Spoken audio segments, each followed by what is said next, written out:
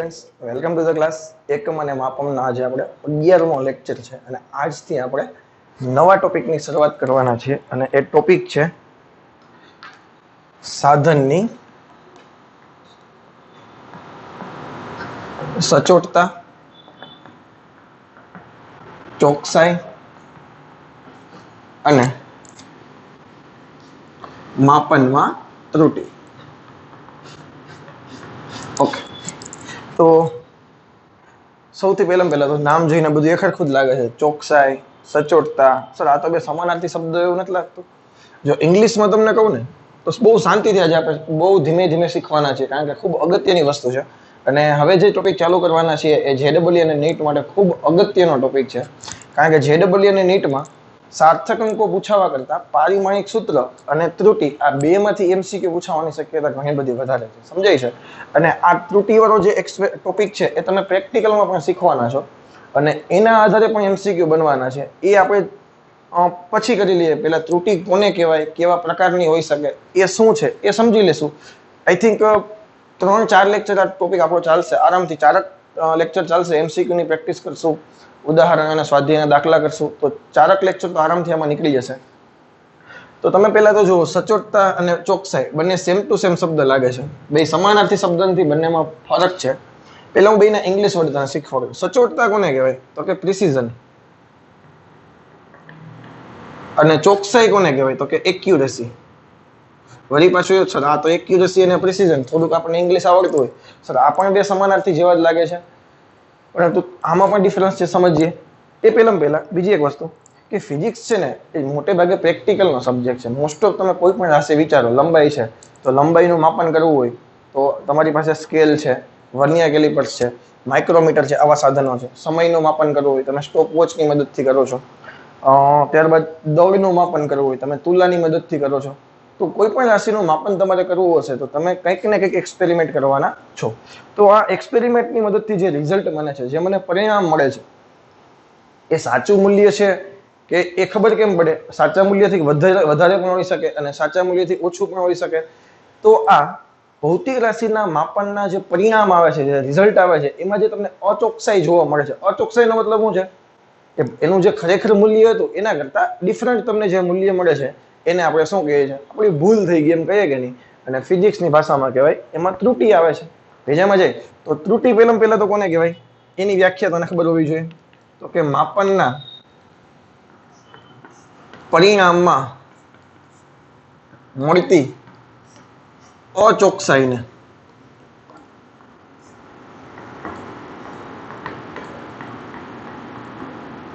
ત્રુટિ કહે છે. હવે ત્રુટિ જરૂરી નથી કે માણસથી જ આવે, સાધન જ પહેલેથી ભૂલવાળું હોય તો પણ ત્રુટિ આવી શકે છે. એવા તો ઘણા બધા પરિબળ છે. હું તને 1 by 1 શીખવાડું છું કે ત્રુટિ આવવાના ચાન્સ ક્યાં ક્યાં છે, કોણ ત્રુટિ તને આપી શકે. તો એ વસ્તુ થોડી વાર પછી શીખી લે. પરંતુ એ પહેલા મારે જે વસ્તુ તને શીખવવી છે, આ સચોટતા અને ચોકસાઈ લાગે છે બે ખરખું, પરંતુ છે નહીં. તો પહેલા તો આ બંને વચ્ચેનો જે ડિફરન્સ છે એ શીખવાડવો છે મારે તને. સાંભળજો, જો આ ડિફરન્સ છે ને તને કોઈ પૂછશે નહીં કે એક્ઝામમાં તને ચોકસાઈ અને સચોટતા પૂછાવાનું છે નહીં, પરંતુ આપણને ખબર હોવી જોઈએ કે આ બંને વચ્ચે શું ડિફરન્સ છે. ફોર એક્ઝામ્પલ, આપણી પાસે એક સળિયો છે. માનો કે આ સળિયો છે, એ સળિયાની મારે લંબાઈ માપવી છે અને એક્ઝેક્ટ ખરેખર એનું સાચું મૂલ્ય છે ને, એ સાચું મૂલ્ય માનો કે આટલું છે કે ભાઈ આપણે એટલું લખી નાખીએ કે કેટલું લખશું આપણે? 3.678 સેન્ટીમીટર છે એવું માની લખીએ. 3.678 સેન્ટીમીટર આનું સાચું મૂલ્ય છે એવું આપણે માની લઈએ છીએ. હવે લંબાઈ માપવી હોય તો આપણી પાસે ઘણા બધા સાધનો છે. પહેલા તો આપણી પાસે સ્કેલ જ છે કે નહીં, ફૂટપટ્ટી આપણી સાદી ભાષામાં. તો સ્કેલની મદદથી તમે માપો તો ચોકસાઈ અને સચોટતા, એ પેલા બેની વ્યાખ્યા તને સમજાવી દઉં ને તો તને વધારે આઈડિયા આવશે કે ભાઈ માનો કે ચોકસાઈ કોને કહેવાય? તો કે માપન તમે જે કરો છો એ માપન સાચા મૂલ્યની કેટલું નજીક છે તેને ચોકસાઈ કહેવાય. પેલા વ્યાખ્યા લખી લઉં છું, પછી તને વધારે સમજાવું છું. તમારું માપન તમે કરો છો એ સાચા મૂલ્યની કેટલું નજીક તમે રિઝલ્ટ લઈને આવો છો એને તમારી ચોકસાઈ કહેશું. અને માપન છે કેટલા વિભેદન સુધી, વિભેદનમાં ખબર ન પડે, વિભેદનને ઇંગ્લિશમાં કહેવાય રિઝોલ્યુશન, એમાં નામ જ આવતી હોય તો હદ સુધી, હદ તો ખબર ને, લિમિટ, કેટલી હદ સુધી કરવામાં આવે છે, કેટલું ઊંડાણપૂર્વક જઈને તમે રિઝલ્ટ માપો છો એને કહેવાય આપણી સચોટતા. ઊંડાણ સુધી કરવામાં આવે છે તેને સચોટતા કહે છે. ચલો બે વ્યાખ્યા લખી છે, વન બાય વન સમજીએ. આપણી પાસે એક માનો ને મારી પાસે મારી માર્કર હતી ક્લાસરૂમમાં, માર્કર બોર્ડ પર લખવાની જે માર્કર આવે છે એની આપણે લંબાઈ માપીએ છીએ. સાચું મૂલ્ય કેટલું છે? 3.678 સેન્ટીમીટર. હવે સાંભળજો, આપણે બે પ્રેક્ટિકલ કરીએ છીએ. આપણી પાસે ઘણા બધા સાધનો અવેલેબલ છે. સાદી સ્કેલ તો બધા પાસે છે. ત્યારબાદ પ્રયોગશાળામાં તમને શું જોવા મળે છે? Vernier calipers. આપણે વાત કરી ગયા 8મા લેક્ચરમાં. તો સ્કેલ છે એ નાનામાં નાનો કેટલું માપી શકે? મને કેવું જોઈએ. સ્કેલ છે એ નાનામાં નાનો શું માપી શકે? 1 સેન્ટીમીટરનો 10મો ભાગ માપી શકે. કારણ કે 1 સેન્ટીમીટરની વચ્ચે 10 કાપા હોય કે નહીં, અને એ 2 કાપા વચ્ચેના અંતરને આપણે 1 મિલીમીટર કહેતા હતા. તો સ્કેલ છે એ નાનામાં નાનું કેટલું માપી શકે એને એનું વિભેદન કહેવાય. તમે કેટલું ઊંડાણપૂર્વક સ્કેલમાં માપી શકો? તો કે ભાઈ 1 mm થી વધારે તમે માપી શકો નહીં. તો સ્કેલનું વિભેદન છે ને એ 1 mm છે, અને જો સેન્ટીમીટરમાં રૂપાંતર કરીએ તો 0.1 સેન્ટીમીટર આવે. ક્લિયર છે? અને બીજી એક વસ્તુ આપણી પાસે છે, અને એ છે વર્નિયર કેલિપર્સ. શું છે? Vernier calipers. પ્રયોગશાળામાં જોવાના છીએ આપણે. એને બે જડબા આવી રીતે હોય, અને આ જડબા ખોલવાના, એટલે આવી રીતે તમારે જે માર્કર માપવી હોય એ માર્કર અહીં મૂકી દેવાની આવી રીતે, અને પછી આ બાજુ અહીંયા રીડિંગ હોય, સ્કેલ હશે, એ શીખવાડે છે પ્રેક્ટિકલમાં, એ જોઈ લેવાનું. આવી રીતે બે જડબા હોય, આમ ભેગા થઈ જાય તો રીડિંગ 0 0. હવે જેમ જેમ વધારતા જાવ એમ લંબાઈ તમારું રીડિંગ બદલતું જશે. હવે વર્નિયર કેલિપર્સ છે એ આપણે લાસ્ટ ટાઈમ વાત કરી હતી કે ભાઈ 1 mm નો 10મો ભાગ પણ માપી શકે, અથવા તો તમે એમ કહી શકો 1 સેન્ટીમીટરનો 100મો ભાગ માપે છે. તો 1 mm નો 10મો ભાગ માપતું હોય તો કેટલા થયા? 0.1 mm થયા કે નહીં? અને સેન્ટીમીટરમાં તમે રૂપાંતર કરો તો 0.01 સેન્ટીમીટર થાય કે નહીં? અને જો હાવ સાદી ભાષામાં કહું ને તો સ્કેલની મદદથી તમે રીડિંગ માપો ને તો તમે કેવા માપી શકો? 3.5, 3.6, 4.8, 4.9, 5.2. પોઈન્ટ પછી એક ડિજિટ માપી શકો, એના કરતા વધારે માપી શકો નહીં. પરંતુ વર્નિયર કેલિપર્સની મદદથી માપો ને તો 5.42, 5.48, 3.56, 4.99 આવા બધા તમે રીડિંગ માપી શકો. તો આપણો પ્રેક્ટિકલ હતો, પ્રેક્ટિકલ 1 આપણે સ્કેલની મદદથી કરતા હતા. તો ત્યારે મને જે રીડિંગ મળે છે એ રીડિંગ માનો કે 3.5 મળે છે. કેટલું મળે છે? 3.5 સેન્ટીમીટર. જ્યારે હું આ માર્કરની લંબાઈ માપતો હતો ત્યારે એની પ્રેક્ટિકલ 1 થી મને લંબાઈ કેટલી મળી? 3.5 સેન્ટીમીટર. કારણ કે પોઈન્ટ પછી એક જ ડિજિટ આવશે. અને બીજો પ્રેક્ટિકલ કર્યો મેં વર્નિયર કેલિપર્સની મદદથી, ત્યારે જે રીડિંગ લખું છું તો ત્યારે મને જવાબ મળે છે 3.38 સેન્ટીમીટર. ચાલો ફોર એક્ઝામ્પલ 3.38 સેન્ટીમીટર. તો હવે તમે બે રીડિંગ જુઓ. મારી પાસે 3.678 સેન્ટીમીટર, 3.5 સેન્ટીમીટર સ્કેલ માટે, 3.38 સેન્ટીમીટર વર્નિયર કેલિપર્સ માટે. હવે મને કહેજીએ બેમાંથી કયું રીડિંગ સાચા મૂલ્યની નજીક છે? તો સાચા મૂલ્યની નજીક 3.38 કરતા 3.5. તો સાચા મૂલ્યની નજીક કોણ છે? તો કે સ્કેલ. તો સ્કેલની ચોકસાઈ વધારે છે, કારણ કે સાચા મૂલ્યની નજીક હોય એને આપણે ચોકસાઈ કહીએ કે નહીં? તો સિમ્પલ ભાષામાં લખી દઉં તને અહીંયા, સ્કેલની ચોકસાઈ કેવી છે? વધારે છે. જો સાંભળીએ પહેલા તો, આ જસ્ટ એક એક્ઝામ્પલ છે સમજવા માટે. હકીકતમાં આવું નથી હોતું, સમજાય કે નહીં? જસ્ટ એક્ઝામ્પલ છે સમજાવવા માટે. બાકી એવું જરૂરી નથી કે સ્કેલની ચોકસાઈ વધારે હોય. એ પછી ત્રુટિ ઉપર ડિપેન્ડ છે. સાધનમાં ખામી હોય તો એ વસ્તુ પોસિબલ થઈ શકે. જસ્ટ આપણે સમજીએ છીએ કે અત્યારે આ એક્ઝામ્પલ પૂરતું સ્કેલમાં ચોકસાઈ કેવી છે? વધારે છે. અને વર્નિયર કેલિપર્સમાં ચોકસાઈ કેવી છે? ઓછી છે. વર્નિયર કેલિપર્સમાં ચોકસાઈ કેવી છે? ઓછી છે. ઓકે. ત્યારબાદ તમે જે રીડિંગ લેતા હતા એમાં તમે કેમાં ઊંડાણપૂર્વક રીડિંગ કેમાં લીધું? તો કે ભાઈ આમાં તમે પોઈન્ટ પછી એક જ અંક લીધું, આમાં પોઈન્ટ પછી 2 અંક લીધા કે નહીં? તો જેમાં પોઈન્ટ પછી જેમ જેમ તમારા ડિજિટ વધારે હોય એમ તમારી સચોટતા કેવી થાય? વધારે થાય, કારણ કે તમારી લિમિટ વધી ગઈ. પોઈન્ટ પછી માપવાની ક્ષમતા તમારી કેવી થઈ ગઈ? વધી ગઈ. તો આને આપણે એવું કહી શકીએ કે વર્નિયર કેલિપર્સની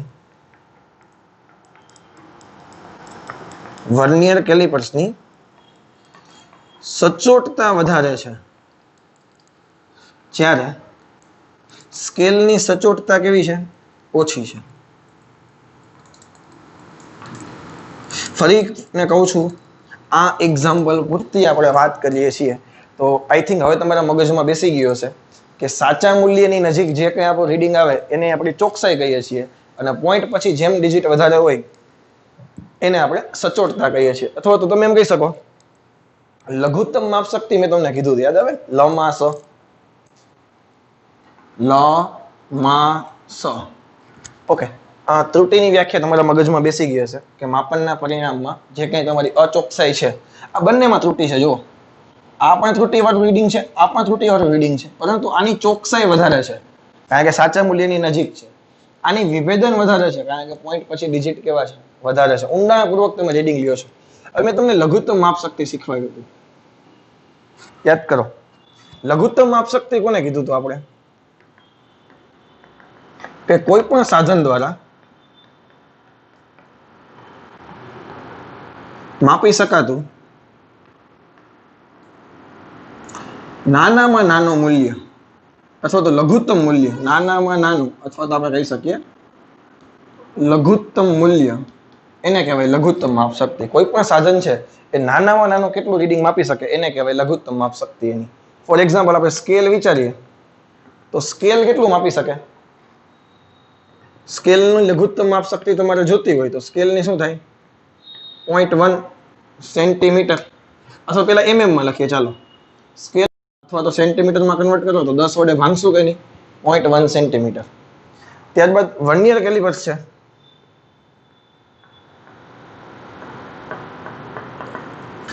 એ છે એની લઘુત્તમ માપ શક્તિ તમને ખબર છે, એ 1 mm નો 10મો ભાગ પણ માપે. એટલે કે 1/10 mm માપવું હોય તો પણ એ માપી શકે. એટલે કે 0.1 mm માપવું હોય ને તોય માપી શકે. અને સેન્ટીમીટરમાં રૂપાંતરણ કરો, હજી 10 વડે ભાંગશું તો 0.01 સેન્ટીમીટર માપી શકે. હજી વર્નિયર કેલિપર્સ કરતા પણ આગળ માઇક્રોમીટર છે, સ્ફેરોમીટર છે. તે દિવસે મેં માઇક્રોમીટરની વાત કરી હતી. સ્ફેરોમીટર અને માઇક્રોમીટરની લઘુત્તમ માપ શક્તિ સેમ છે.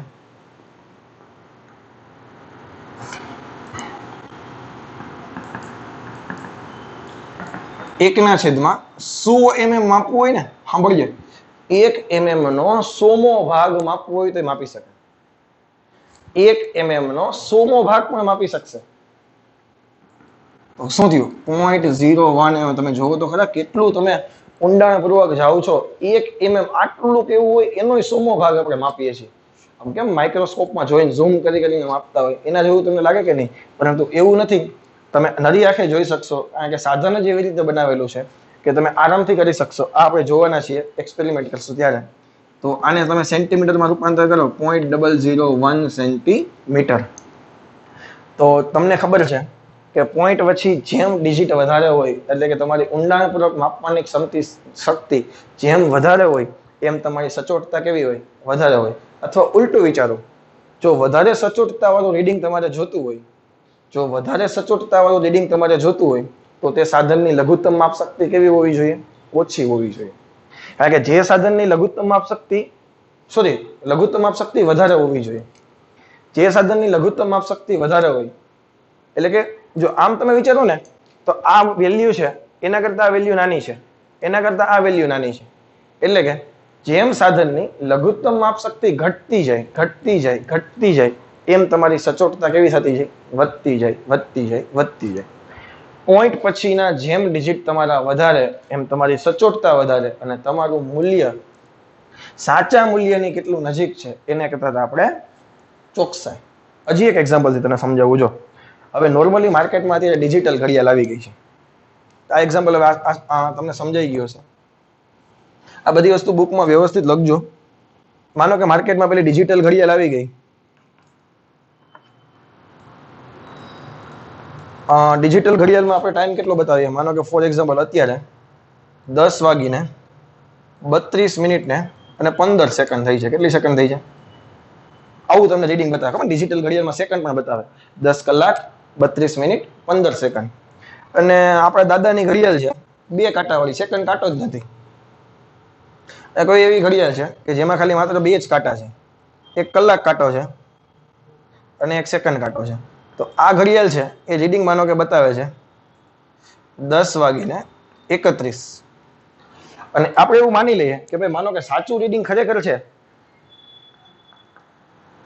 ખરેખર વાસ્તવમાં કેટલા વાગ્યા છે? સાચું રીડિંગ માનો કે 10:30 છે.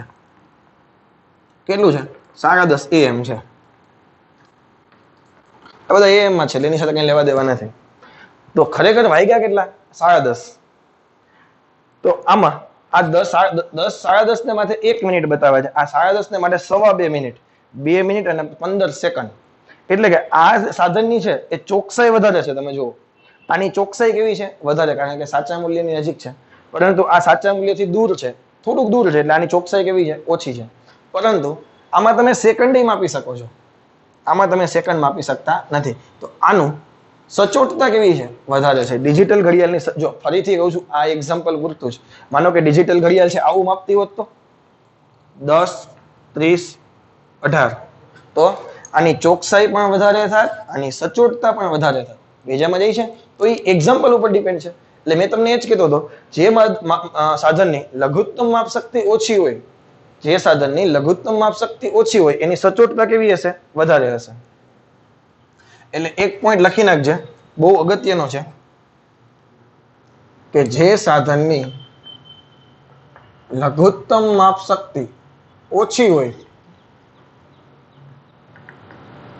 તેની સચોટતા કેવી હશે? વધારે હશે. આઈ થિંક હવે ઘણી બધી ડિસ્કશન કરી ચૂક્યા છીએ અને તમારા મગજમાં બેસી ગયો છે. હવે આમાં કઈ પ્રોબ્લેમ હશે નહીં. તો હવે આપણે ત્રુટિ જોવાના છીએ કે ત્રુટિ શા માટે આવી શકે, કેવા પ્રકારની હોઈ શકે અને શું ધ્યાન રાખીએ તો આ ત્રુટિ આપણી સોલ્વ થઈ શકે. આ બધી વસ્તુની આપણે ડિસ્કશન કરવાના છીએ. તો ત્યાર પછી હું તમને જે કહેતો હતો એ આપણે ત્રુટિની ડિસ્કશન કરવાના છીએ. ફોર એક્ઝામ્પલ ઇંગ્લિશમાં એને કેવું હોય તો એરર કહેવાય. શું કહેવાય? એરર.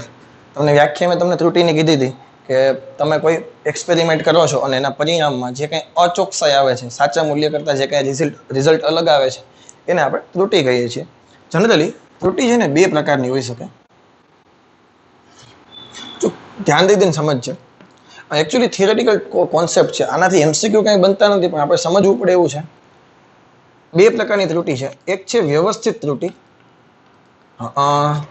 અને બીજું છે અવ્યવસ્થિત ત્રુટિ. ત્રુટિ પછી વ્યવસ્થિત છે. જોવો તો ખરે નામ કેવું આવ્યું તમને? ત્રુટિ છે પછી વ્યવસ્થિત છે. અને જો ઇંગ્લિશમાં થોડુંક લખું તો ને આવી ત્રુટિને કહેવાય સિસ્ટમેટિક ત્રુટિ. સિસ્ટમેટિક એરર છે. એરર પણ છે અને પછી સિસ્ટમેટિક છે. અને અવ્યવસ્થિત ત્રુટિ કોને કહેવાય તો કે રેન્ડમ એરર.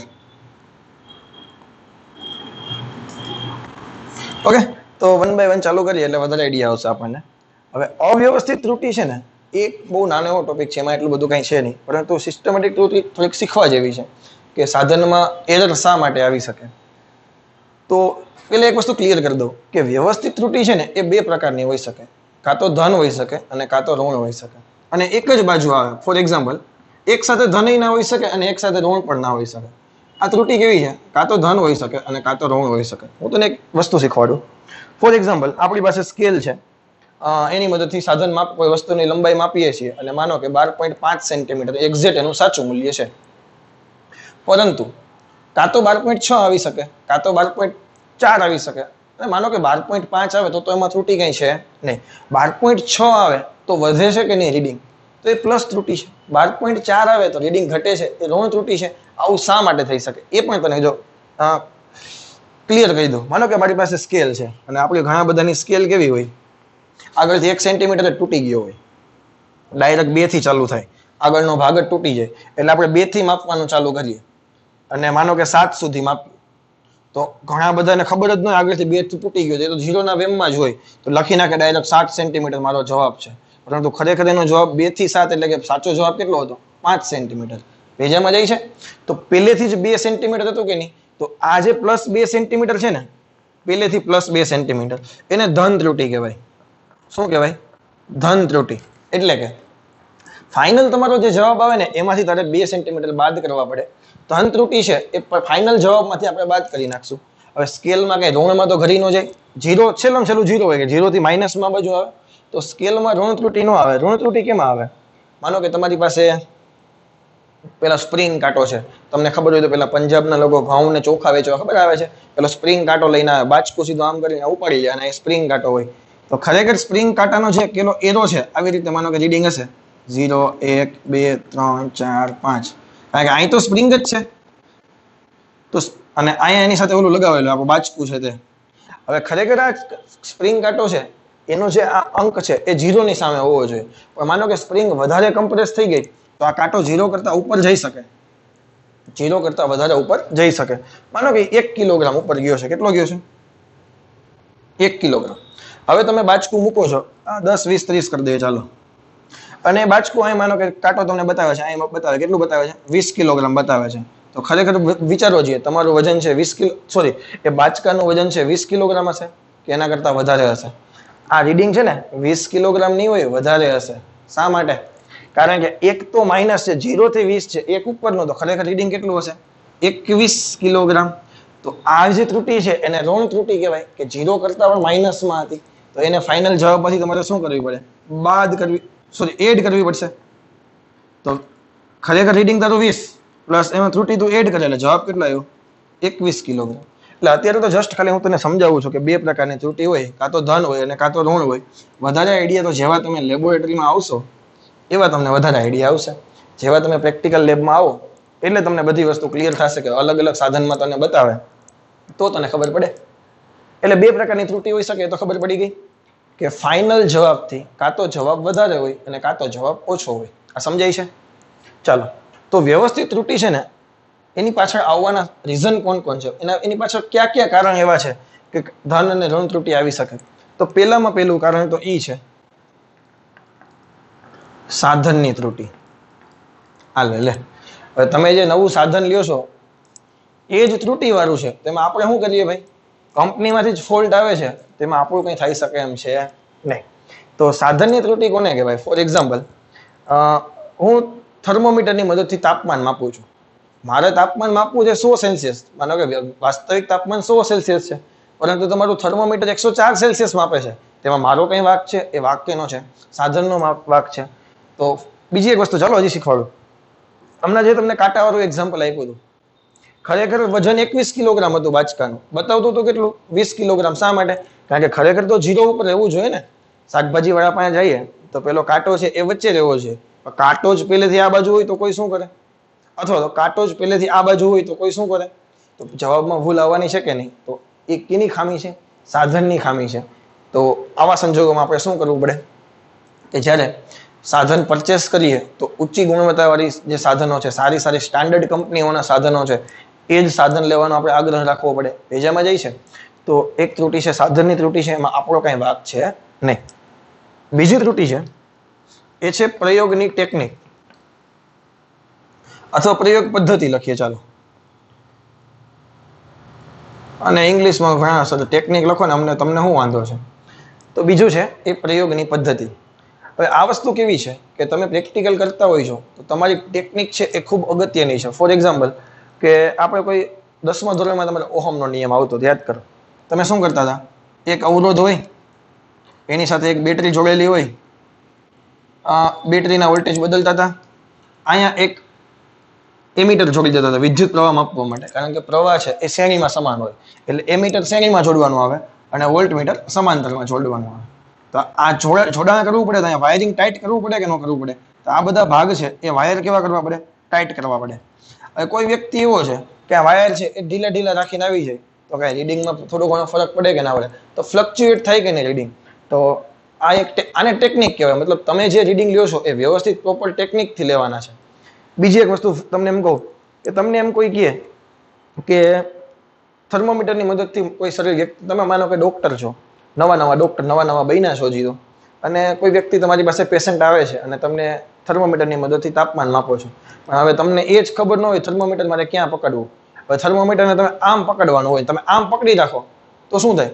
તમારા શરીરનું તાપમાનની થર્મોમીટર બતાવે કે ન બતાવે? થર્મોમીટર ચોક મારી નાની છે, મોટી ચોક આમ માનો બતાવું છો, આમ થર્મોમીટરને પકડું તો મારા બોડીનું તાપમાનની થર્મોમીટર લઈ લઈએ કે ના લઈ લઈએ? પછી મોઢામાં તમે મૂકો થર્મોમીટર, અડાડીને લઈ લ્યો, તો એમ થોડું ચાલે. એને અમુક ટાઈમ રહેવા દેવો પડે.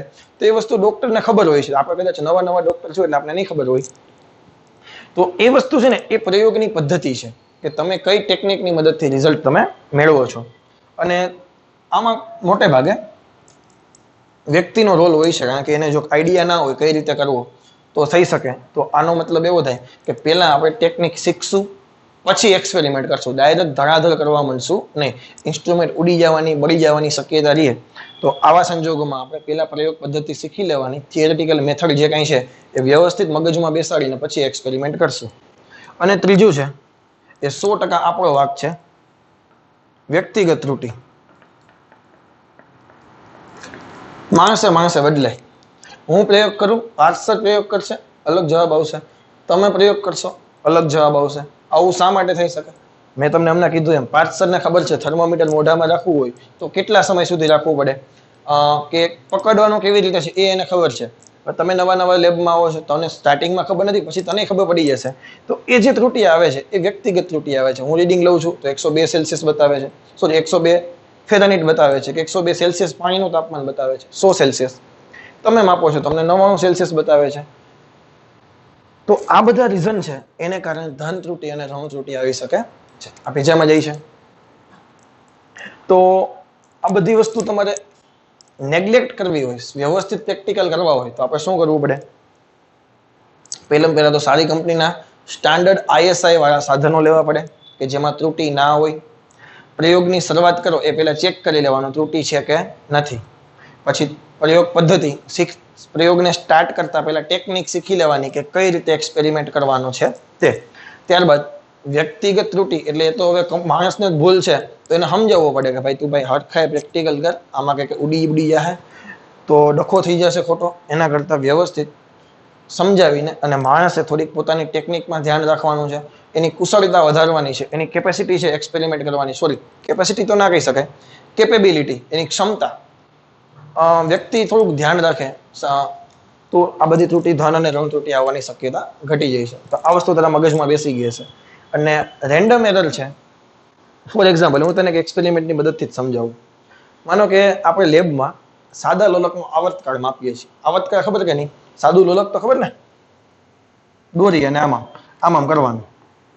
એક દોલન થવા માટે લાગતો સમય એટલે આમ અને આમ. તો એક જ દોલન ખરેખર પ્રેક્ટિકલમાં આપણે માપતા નથી. આપણે શું કરીએ? 10 દોલન માપીએ. આપણે શું કરીએ? 10 દોલનનો સમય માપીએ તો એને ત્રુટિ આવવાની શક્યતા વધી જાય. તમે જુઓ, ઘટી જાય. સોરી, તમે એક માપો તો ખરેખર શું થશે? હું જે બોલું ને ધ્યાનથી સાંભળજો. આમ ગયા. તો તને એક્ઝેક્ટ ખબર નહીં પડે કે ભાઈ અહીંથી શરૂ થયું તો એ જ મેં સ્ટોપ વોચ. હવે તમે એમ વિચારો, પહેલા તમે શું કરી નાખો? આમ દોલન ચાલુ રાખો. પછી મારે એક દોલનનો માપવો છે એટલે હું શું કરું? અંદાજ મારું કે જેવું અહીંયા પહોંચશે ને એટલે હું સ્ટોપ વોચ દબાવી દઈશ.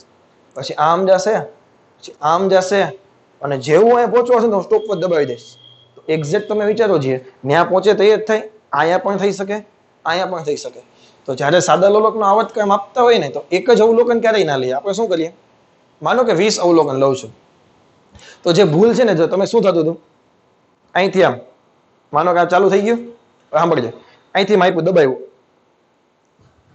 1 2 3, તો પેલી 2 વખત પ્રેસ કરવાનું હતું તો હવે 20 અવલોકનમાં 2 વખત પ્રેસ કરશું કે નહીં? 20 અવલોકન માટે તો હવે ત્રુટિ આવવાની શક્યતા શું થઈ ગઈ? ઘટી ગઈ. ઓલું એકમાં તો ભૂલ થવાની શક્યતા વધારે છે, એને બદલે 20 માટે હોય તો બહુ ભૂલ થશે નહીં. પછી એને 20 વડે ભાંગી નાખવાનું. માનો કે એક દોલન થતું હતું એના માટે લાગ 1 સમથિંગ કંઈક છે, તો ડાયરેક્ટ માપવા જઈએ તો 2.1 માપવું થોડુંક અઘરું છે. એટલે 20 દોલનનો સમય માપી લઈએ અને પછી એને 20 વડે ભાંગી નાખીએ. ભેજામાં જાય કે નહીં? તો આવો કંઈક હું એક્સપેરિમેન્ટ છે. ચાલો એક્સપેરિમેન્ટ કરીએ છીએ. 20 દોલન માપવા હતા, સ્ટોપ વોચ દબાવી, બધું વ્યવસ્થિત ચાલે છે. 1 2 3 અને અચાનક બારીમાંથી પવન આવે છે અને દોલન તમારે આમ થવા માંડે છે. ઓલું સીધું આમ થતું હતું ને એને બદલે આમ થવા માંડે છે. શા માટે? બારી ખુલ્લી છે ને બારીમાંથી પવન આવે છે. તો આ શું થયું? આ રેન્ડમ એરર છે, અવ્યવસ્થિત ત્રુટિ કહેવાય, કે જેમાં આપણો કોઈ રોલ છે નહીં. સડનલી બારીમાંથી પવન આવે છે તો આપણે શું કરીએ ભાઈ? ભેજામાં જઈએ. તો આવી જે ત્રુટિ આવે ને એ ત્રુટિને કેવી ત્રુટિ કહેવાય? અવ્યવસ્થિત ત્રુટિ છે. અનિયમિત રૂપે ત્રુટિ આવતી હોય. કેવી આવતી હોય? અનિયમિત રૂપે આવતી ત્રુટિ છે. વાતાવરણનું તાપમાન છે, વાતાવરણનું દબાણ છે, વાતાવરણનો ભેજ છે, પવન છે, આ બધી વસ્તુ આમાં રોલ નિભાવી શકે છે અને તમને ત્રુટિ સાધનમાં આવી શકે છે. ભેજામાં જાય છે? હવે સમજાઈ ગયો છે. અવ્યવસ્થિત ત્રુટિ કોને કહેવાય? તો તો કે અનિયમિત રૂપે ત્રુટિ આવતી હોય, આવા કોઈક ને કોઈક બાહ્ય પરિબળ હોય એની અસરને કારણે આપણા સાધનના જે રિઝલ્ટ હોય એમાં જે કંઈ ત્રુટિ આવે છે એને આપણે કહીએ છીએ અવ્યવસ્થિત ત્રુટિ. વ્યવસ્થિત ત્રુટિ કોને કહેતા હતા? સાધનની ત્રુટિ, પ્રયોગ પદ્ધતિ અને વ્યક્તિગત ત્રુટિ, આ ત્રણ રીઝનને કારણે વ્યવસ્થિત ત્રુટિ આવી શકે છે. ટેક્સ્ટ બુકમાં એક વર્ડ નથી, હું તને શીખવાડું છું, શૂન્ય ત્રુટિ. શૂન્ય ત્રુટિ કોને કહેવાય? કે કોઈ પણ સાધન છે, પેલો વજન કાંટો છે એને અહીંયા જવું જોઈએ કે નહીં સીધું, તો એ ત્યાં જ છે, તો એમાં કોઈ એરર છે નહીં, તો આ જે ત્રુટિ છે એને શૂન્ય ત્રુટિ કહેવાય. કોઈ પણ સાધનમાં ત્રુટિ હોય જ નહીં તો એને શું કહીએ? શૂન્ય ત્રુટિ. તને એમ કહે કોઈ સાધનમાં ધન ત્રુટિ આવતી હતી, વિચારો, પેલું સેન્ટીમીટર વાળું એક્ઝામ્પલ લીધું હતું, 2 થી લઈને 7 વાળું, તો આ જે ધન ત્રુટિ હતી એને શૂન્ય ત્રુટિમાં રૂપાંતરણ કરવું હોય તો આપણે શું કર્યું હતું? ફાઇનલ આન્સર માંથી બાદ કર્યા હતા. યાદ કરો, આ ત્રુટિ કેટલી છે? ધન ત્રુટિ. આ 2 સેન્ટીમીટરની ત્રુટિ છે કે નહીં? તો ફાઇનલ આન્સર માંથી ધન ત્રુટિને બાદ કરીએ તો કેવી ત્રુટિ મળે? શૂન્ય ત્રુટિ. શૂન્ય ત્રુટિનો મતલબ શું થાય? ફાઇનલ તમારો આન્સર કેવો છે? સાચો છે. તો આઈ થિંક હવે આશા રાખું છું કે ત્રુટિમાં હવે તમને કંઈ બહુ ડાઉટ નહીં હોય. હજી જે કંઈ શીખ્યા છીએ માત્ર થિયરી સેમાં સમજીએ છીએ, એક પણ એક્ઝામ્પલ આમાં કંઈ આપણે કર્યો છે નહીં. નેક્સ્ટ લેક્ચરથી આપણે આના એક્ઝામ્પલ કરવાના છીએ, પણ એ પહેલાં એક નાનો એવો ટેક્સ્ટ બુકમાં ઉદાહરણ છે એ હું કરાવી દઉં છું. અને હજી થિયરી આપણે ત્રુટિમાં બાકી છે કે જેના આધારે MCQ બની શકે છે, એ થિયરી આપણે કરાવવાની હજી બાકી છે. એ પણ 3 પ્રકારની ત્રુટિ આપણે શીખશું: નિરપેક્ષ ત્રુટિ, સાપેક્ષ ત્રુટિ અને પ્રતિશત ત્રુટિ. શું છે એ નેક્સ્ટ લેક્ચરમાં જોવાના છીએ, બટ એ પહેલાં એક એક્ઝામ્પલ મારે તમને કરાવવો છે. અને તો હવે જે આજના લેક્ચરનો છેલ્લો એક્ઝામ્પલ છે, ટેક્સ્ટ બુક કાઢજો અને એમાં ઉદાહરણ નંબર 2.6. તો આપણે એવું કીધું છે કે રાષ્ટ્રીય પ્રયોગશાળામાં આવેલી પ્રમાણભૂત ઘડિયાળ સાથે 2 ઘડિયાળોનું પરીક્ષણ કરવામાં આવે છે. એટલે કે આપણી જે ભાઈ નેશનલ લેબોરેટરી છે દિલ્હીમાં, એમાં જે પ્રમાણભૂત સ્ટાન્ડર્ડ ઘડિયાળ છે એ ઘડિયાળ ક્યારેય પોતાના ટાઈમમાં બહુ ફ્લક્ચ્યુએશન આપતી નથી. આપે છે બહુ લાંબા ટાઈમે. હું તમને જ્યારે સમયનું માપન શીખવાડીશ ત્યારે હું તમને એ ઘડિયાળ વિશે થોડી ડિસ્કશન કરીશ. તો એ જે સ્ટાન્ડર્ડ ઘડિયાળ છે, આપણે એવું કહીએ ને કે આપણે જોતા હોઈએ કે ઓલ ઓવર વર્લ્ડમાં છે 1 કિલોગ્રામનું માપ છે તો એ ફિક્સ હોય. તો international bureau of weight and measurement, વજન માપવા માટેની જે આંતરરાષ્ટ્રીય સંસ્થા છે, એને 1 કિલોગ્રામ એટલે ફિક્સ કરેલું છે કે ભાઈ પ્લેટિનમ અને ઇરિડિયમ એ 2 મિશ્ર ધાતુનો આટલો નળાકાર છે તો કે ભાઈ 1 કિલોગ્રામ છે. એના જેટલું વજન તમે હોઈ શકે એને તમે 1 કિલોગ્રામ કહી શકો. તો એ એટલું સેમ્પલ છે, એ લોકો શું કરે પછી એના સેમ્પલ બનાવે અને એક સેમ્પલ છે એ બધા જ દેશને આપે. એટલે એ દેશમાં છે, દરેક દેશમાં છે એનું જે છે ડેમો સેમ્પલ છે એ ત્યાં હોય. આપણે નથી મોબાઈલ લેવા જઈએ તો તમને ડેમો પીસ બતાવે કે ભાઈ આના જેવો આવશે, તો ચાલુ ન હોય, ખાલી સેમ મોડલ એના જેવું દેખાતું હોય. તો 1 કિલોગ્રામનું જે પીસ છે એ આપણી લેબોરેટરીમાં હશે. એવી જ રીતે જે ઘડિયાળ છે આપણી, એ પણ સ્ટાન્ડર્ડ ઘડિયાળ કે જેના ટાઈમમાં બહુ કંઈ ફરક પડતો નથી. તો એ ઘડિયાળની સાપેક્ષે આપણે બીજા 2 ઘડિયાળો છે 1 અને 2 એનું માપન આપણે કરવું છે. તમને એમ કીધું છે કે પ્રમાણભૂત ઘડિયાળ છે જ્યારે બપોરના 12 દર્શાવે. સ્ટાન્ડર્ડ વોચ છે આપણી પ્રમાણભૂત ઘડિયાળ, એ જ્યારે બપોરના 12 બતાવે છે, એક્ઝેક્ટ 12, કેટલા બતાવે છે? એક્ઝેક્ટ 12 વાગીને 0 મિનિટ અને 0 સેકન્ડ, ત્યારે આ 2 ઘડિયાળના સમય નીચે મુજબ મળે છે. ત્યારે બાકીની 2 ઘડિયાળ છે એ સમય કેવા બતાવે છે?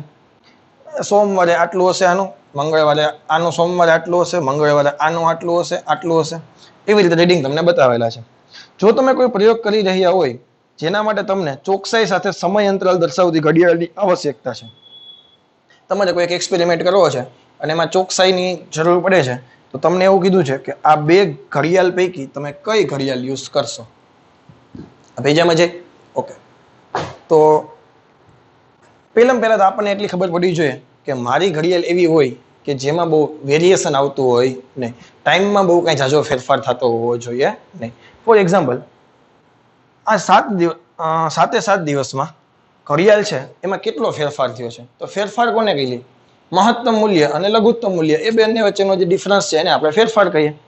તો આમાં પહેલા લઘુત્તમ મૂલ્ય ગોતો. તો જો અહીંયા 12 ને 5 છે, અહીંયા 12 ને 1 છે, તો આ લઘુત્તમ છે. જો અહીંયા 11 ને 59 થઈ ગઈ, તો 11 વાળું આ પણ છે.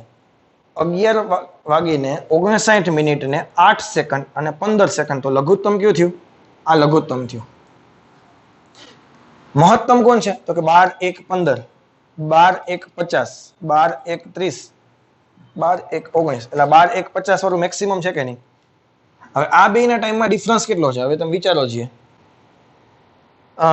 અહીંયા 52 નાખું પેલા જો ઘડિયાળ 1 ની વાત કરું છું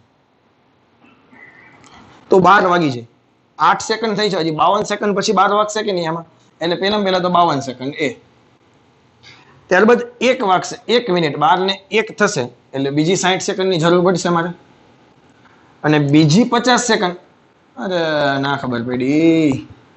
આ 12 ને ભૂલી જતો તો 1 મિનિટ અને 50 સેકન્ડ થઈ ગયા નહીં તો ટોટલ સેકન્ડ કેટલી થઈ? 60 ને 50 110. અને 12 વાગવા માટે હજી 52 સેકન્ડની બીજી જરૂર હતી તો 60 વત્તા 50 વત્તા 52 થાય કે નહીં? આનો કેલ્ક્યુલેશન કરશો તો કેટલા થશે? 60 ને 50 110 અને 52 બીજા તો કેટલા થયા? 162 સેકન્ડનો ફેરફાર આવે છે 7 દિવસમાં. આમાં જે કઈ ફેરફાર આવી શકે છે એ કેટલો આવી શકે છે? 162 સેકન્ડનો આવી શકે છે. હવે ઘડિયાળ 2 છે. હવે તમને તેમ પહેલા તો ઘણા બધા હોશિયાર હોય ને શું કરે ખબર? જોઈને જ કહી દે કે આપણે તો 12 વાગવાના હતા ને તો આ ઘડિયાળમાં તો એ કે 12 ની નજીક જ છે ને આ તો 10 વાગે, બહુ બધી પાછળ ઘડિયાળ છે, આ ઘડિયાળ નો યુઝ કરે, આ ઘડિયાળ યુઝ કરે. આપણે પેલી નજરમાં આવું થાય કે નહીં? આમાં તો એ 10 ને 10:15 ને એવું જ બધું છે અને આમાં તો 12 વાગી ગયા. જો ભાઈ ઓની નજીક છે તો મારે તો આ ઘડિયાળ યુઝ કરવી છે, એવું ના હોય. કારણ કે 10:15 વાગેલા છે, તમે જો રોજના માટે એમાં 10:15 ની આજુબાજુનો ટાઈમ છે. હવે 10:15 માંથી 12 કરવા કઈ મોટી વસ્તુ નથી. શા માટે? પાછળ પેલા પૈડા આપેલા હોય કે નહીં, આ ફેરવું ને 10:15 થી 12 કરી દીધા. તો આને શૂન્ય ત્રુટિમાં લઈ આવવું હોય તો કઈ ફરક પડે? શું કરવાનું? પાછળના પેલા ચક્કર ફેરવવાના અને ક્યાં લઈ આવવાના? 12 વાગ્યા નજીક લઈ આવવાના થાય કે નહીં? તો હવે એ પેલા મહત્વની વસ્તુ શું છે? કોને ફેરફાર વધારે કરે છે? પેલી ઘડિયાળમાં તો 162 સેકન્ડનો ફેરફાર છે. હવે બીજી ઘડિયાળમાં કેટલો છે એ જોઈએ. તો આમાં લઘુત્તમ ગોતો. ચાલો 10:14 દેખાઈ ગયો ને, તો આમાં 10:14 આ છે તો 10:14 53 સૌથી નાના દેખાય મને. ક્લિયર છે? અને મોટા તો કે 10:15, 15:06, 15:18, 15:24 અને 15:11 તો આ મેક્સિમમ થઈ ગયા. તો બીજી ઘડિયાળમાં ડિફરન્સ કેટલો આવ્યો? કેટલો ફેરફાર થાય છે? તો કે આમાં 7 નાખીશ. આપણે 10:15 ની સાપેક્ષે માપીએ. આ કેની સાપેક્ષે માપીએ? 10:15 ની સાપેક્ષે. જાણકારી માટે, બાકી જરૂર નથી કે નાના મોટાનો ડિફરન્સ કરો એટલે થઈ જશે. તો 7 સેકન્ડ નાખો એટલે 10 ને 15 થઈ જાય અને બીજી 24 સેકન્ડ એટલે 24 ને 7 કેટલા થયા? 31 સેકન્ડનો ફેરફાર પડ્યો. કેટલી? સોરી ડાયરેક્ટ 24 ને 7 31 સેકન્ડનો ફેરફાર પડે છે.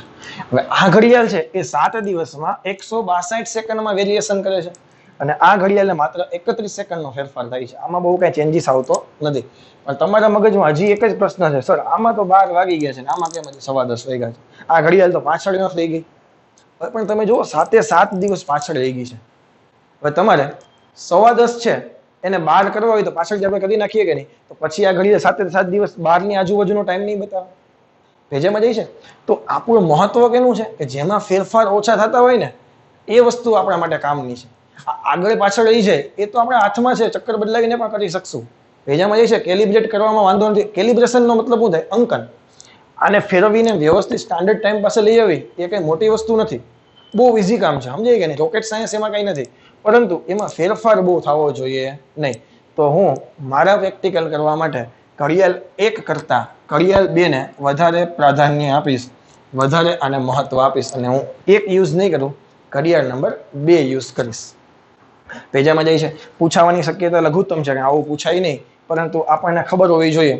જો હું તમને પેલી ભાષામાં પણ કહું, આનું રીડિંગ છે ને તમે જો આમ ધ્યાનથી તમે વિચારો ને તો આનું માપ છે ને 12 ની નજીક દેખાય છે. મોસ્ટ ઓફ સ્ટુડન્ટ કીધા કઈ ભૂલ થાય છે? મેં તને કીધી જ કે આ 12 દેખાય ને, ઓલી 12 છે ને, આ 12 છે, આ તો 10:15 છે, મૂકી દો નહીં કે. હવે 4 ઓપ્શન તને આપી શકે, હજી બીજી ત્રીજી ને ચોથી 4 ઘડિયાળ આપે તો એમસીક્યુ બની શકે. ચારેય ઘડિયાળ માટે ડિફરન્સ જોવાનો, જેમાં ડિફરન્સ ઓછો હોય એ ડિફરન્સ આપણો આન્સર. ભેજામાં જાય છે તો આવો એમસીક્યુ બની શકે, બાકી 2 માટે બની શકે. હજી ત્રીજી ઘડિયાળ હોય, ચોથી ઘડિયાળ હોય, ચારેયમાં ડિફરન્સ જોવાનો, જેનો ડિફરન્સ લઘુત્તમ હોય એ આપણો આન્સર આવશે. ક્લિયર છે? ઓકે, તો બસ આજના લેક્ચરમાં આટલું રાખીએ છીએ. આજનો લેક્ચર પ્યોર સમજવા માટેનો લેક્ચર હતો.